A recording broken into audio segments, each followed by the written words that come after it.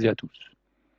Alors, cette vidéo fait suite à la vidéo qui vous explique comment installer Notepad++, l'éditeur de texte, et 7zip, le logiciel de gestion d'archives.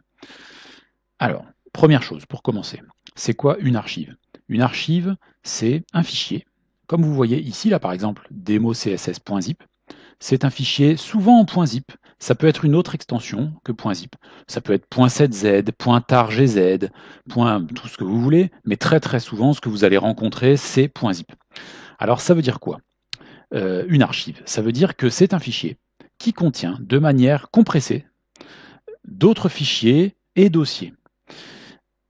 Donc en fait, ce fichier-là, .zip, contient d'autres fichiers et d'autres dossiers. Par exemple, lorsque nous avons fait l'activité Batman, entre guillemets, au lycée, vous deviez télécharger un fichier .zip qui s'appelait batman.zip, et quand vous le copiez sur votre session, sur votre ordinateur, et qu'ensuite vous regardiez ce qu'il y avait à l'intérieur, et bien à l'intérieur, on trouvait un dossier qui s'appelait IMG, et puis deux fichiers .html, c'était batman.html et bruce-wayne.html.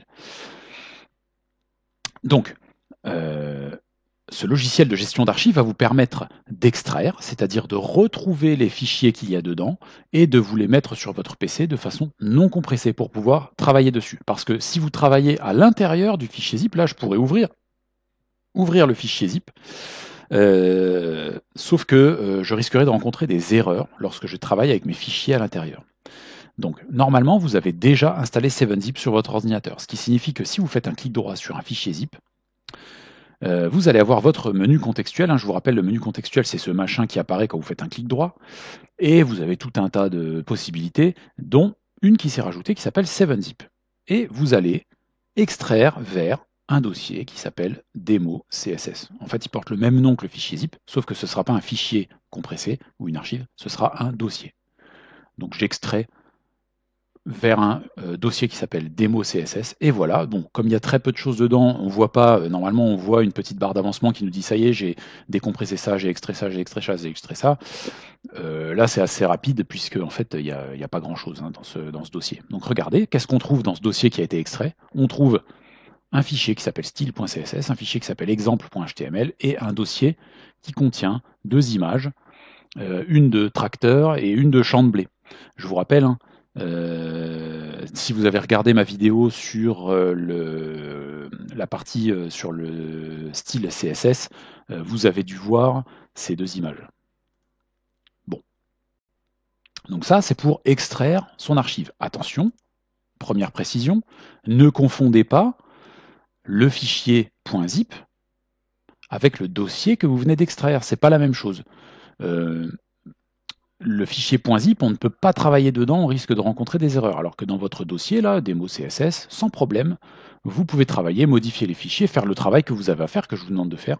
Et ensuite, quand votre travail est fait, donc deuxième chose, c'est là que j'ai reçu des mails d'élèves qui ne comprenaient pas ce passage. C'est normal, ceux avec qui on n'a pas fini l'activité Batman n'ont pas fait ça, c'est-à-dire reconstruire une archive en .zip pour pouvoir me l'envoyer par mail. Alors, première chose, pourquoi envoyer par mail une archive en .zip? Eh bien, c'est simple. Si je veux envoyer le contenu de ce dossier-là, démo CSS, par mail à quelqu'un, je ne vais pas pouvoir lui envoyer le dossier, c'est pas possible, ça passe pas dans un mail.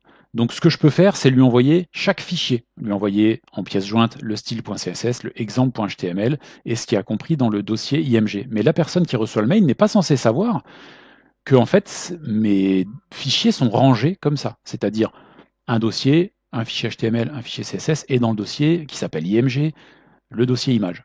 Je vous rappelle, enfin les fichiers d'image, pardon. Je vous rappelle que dans votre code HTML, vous faites référence, normalement, quand vous lui dites d'afficher une image, vous allez lui dire, bah, va chercher l'image qui est dans le dossier IMG à côté.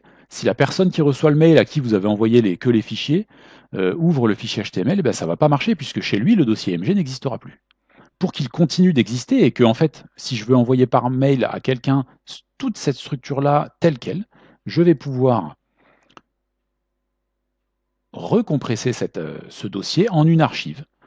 en .zip et lui envoyer. Ce qui fait qu'en fait, vous pouvez envoyer votre travail avec tous les fichiers que vous avez modifiés, le dossier qui contient vos images, etc. Toute cette architecture, là, toute cette structure, toute cette façon de ranger est conservée, ce qui fait que ce que vous aurez mis dans votre fichier HTML va être toujours juste et réel. Donc comment on fait? C'est très simple. Vous cliquez droit sur votre dossier. Non, attendez, première chose, avant de cliquer droit, première chose à faire si vous voulez m'envoyer votre travail, n'oubliez surtout pas, très très important, renommez votre dossier. Donc vous avez travaillé sur ce qu'il y avait à l'intérieur, vous avez fait le travail qui était demandé, et vous renommez votre dossier avec votre nom et votre classe.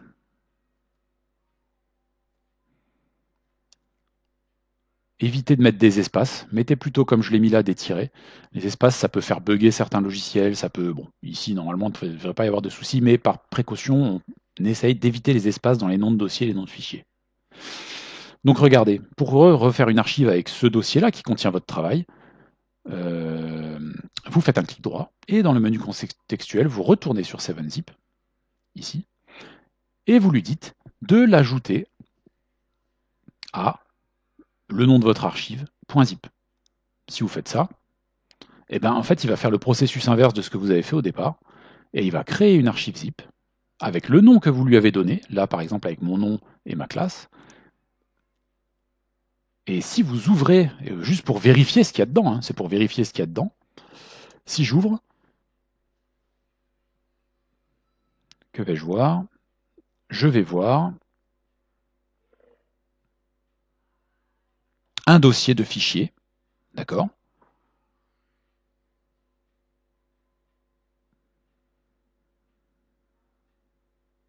Voilà. Oui, mon ordi est un peu lent, je ne sais pas, il y a un petit souci là, en ce moment, je ne sais pas ce qui se passe. Bref, je vais voir un dossier, et dans ce dossier, je vais pouvoir aller chercher ce qu'il y a dedans, s'il veut bien me l'afficher.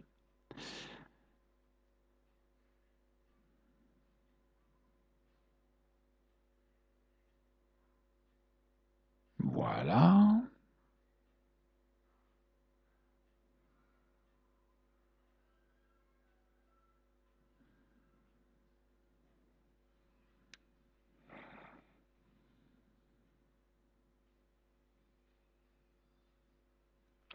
Bon, mon ordi personnel est très lent, hein. En ce moment, je ne sais pas ce qui se passe, il y a un gros souci.